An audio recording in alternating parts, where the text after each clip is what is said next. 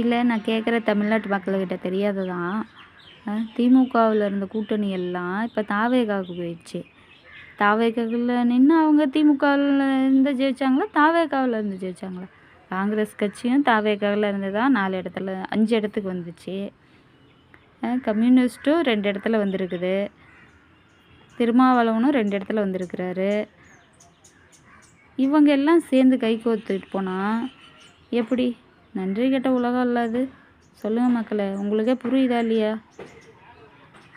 நல்லதை நினச்சி ஜெயிச்சிருந்தா இந்நேரம் ஆட்சியில் உட்காந்துருப்பார் உங்கள் தலைவர்.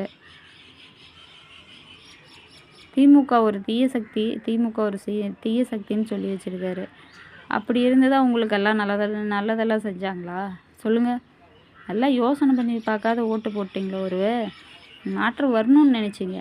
ஆனால் முதல்ல வந்ததுமே ஒரு வாய்ப்பு கொடுத்து இப்படி பண்ணி வச்சுருக்கீங்களே. எப்பயுமே முதல் வாய்ப்பு கொடுக்கலாம், ஆனால் இப்படிலாம் கொடுக்கக்கூடாது.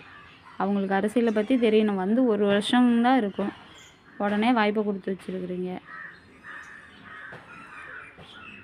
என்ன செய்ய போகிறீங்களோ தெரியல. நாடு எந்த இடத்துல போய் நிற்க போகுதோ தெரியல. நல்லது நடக்கணும்னு நினச்சி போட்டிங்க, ஆனால் என்ன நடக்கும்னு தெரியல. பெண்களுக்கு பாதுகாப்பு, பெண்களுக்கு பாதுகாப்புன்றாங்க. அந்த தாவேகா எம்எல்ஏ 10 வயசு பொண்ணு, பெத்த பொண்ணு மாதிரி, அந்த பொண்ணுக்கிட்ட போய் தப்பாக நடந்திருக்கான். இதெல்லாம் உங்களுக்கு பரவாயில்லையா? சொல்லுங்கள். யோசிச்சு பாருங்கள் மக்களே, உங்களுக்கே புரியும்.